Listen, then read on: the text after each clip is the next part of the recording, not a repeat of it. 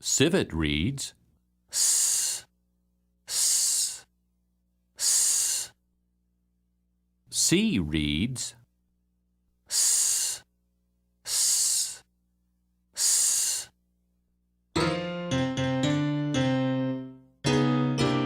A civet circled a cedar tree just to see what he could see.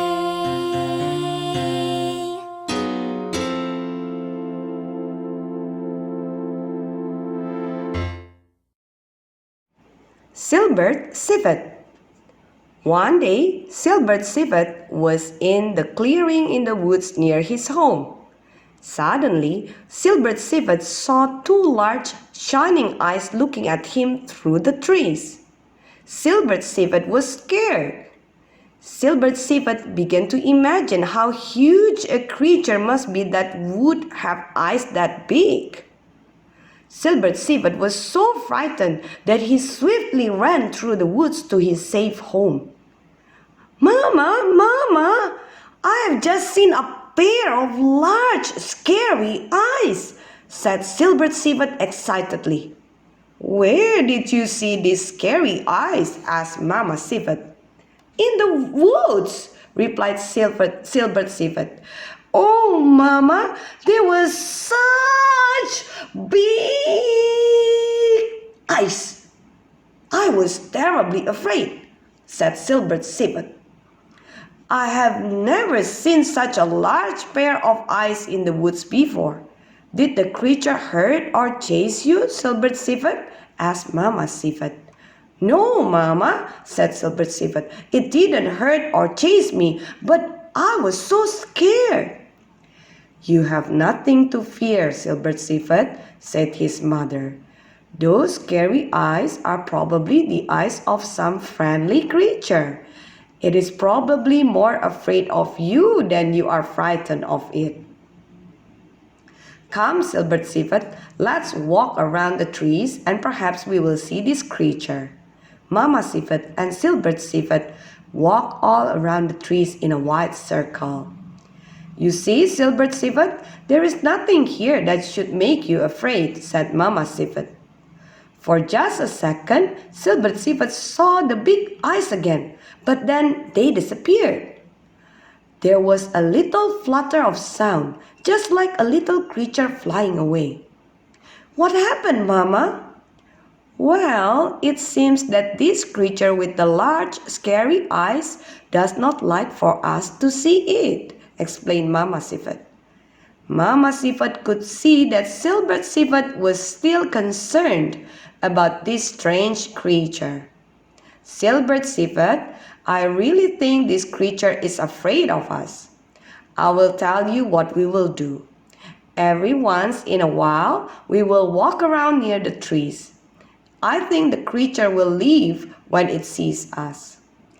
Silbert Civet still thought about those huge, scary eyes, but Silbert Civet wasn't afraid as long as Mama Civet was there. Silbert Civet always felt safe when he was with Daddy or Mama Civet. Later that day, Mama Civet said, "Silbert Civet, I need you to help me. I have to go away to visit a sick civet friend. I will only be gone for a short while. Would you watch your little brothers and sisters?" "Yes," replied Silbert Civet. "I would be glad to watch the little civets for you." "Thank you very much," said Mama Civet. "You surely are a big help to Daddy Civet and me. Don't be afraid of the creature with those big scary eyes. Be brave and watch the little civets carefully. Remember, if you walk around near the trees, the creature will leave. Be brave and don't quit." "I will, Mama," said Silbert Civet. "I will be brave and take good care of the little civets. I won't quit." After Mama Civet left for her visit to see her sick civet friend, the little civets were playing excitedly in the sweet-smelling grass around the big cedar tree. Silbert Civet heard a strange noise coming from the woods. Oh no, it might be the creature with those big scary eyes, thought Silbert Civet.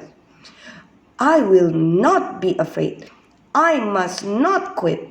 I must be brave. Silbert Civet walked boldly around the big cedar tree to show the creature with the scary eyes that Silbert Civet was not afraid. Suddenly, there was the sound of swishing and a flapping of wings from the shadows around the trees. Silbert Civet felt frightened, but he remembered what Mama Civet had told him. Be brave, don't quit. Silbert Civet must be brave. Silbert Civet heard sounds as the scary eyes began to move. Suddenly, an owl flew from the shadows of the trees. It had the biggest eyes Silbert Civet had ever seen. Oh, look, said Silbert Civet. It was only an owl. It would not hurt us. It was not long before Mama Civet returned from her visit to her sick Civet friend. Well, Silbert Civet, did you do your job without quitting? Asked Mama Civet. I became frightened, said Silbert Civet, but I remembered what you told me. I remembered not to quit, said Silbert Civet excitedly. Bible story. You have learned how God's people, the Israelites, turned away from God and began to worship idols. God then led heathen nations war against them and take them into captivity. The house of God was left in ruins. Many years later, a few of God's people returned to Jerusalem because they loved God and wanted to worship Him again. These people laid the foundations for a new temple. Ezra returned to Israel after this and led the people in worship of God and in sacrifices to God.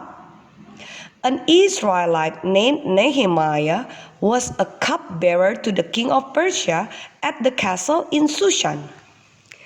Nehemiah asked some visitors from Judah how things were in Jerusalem.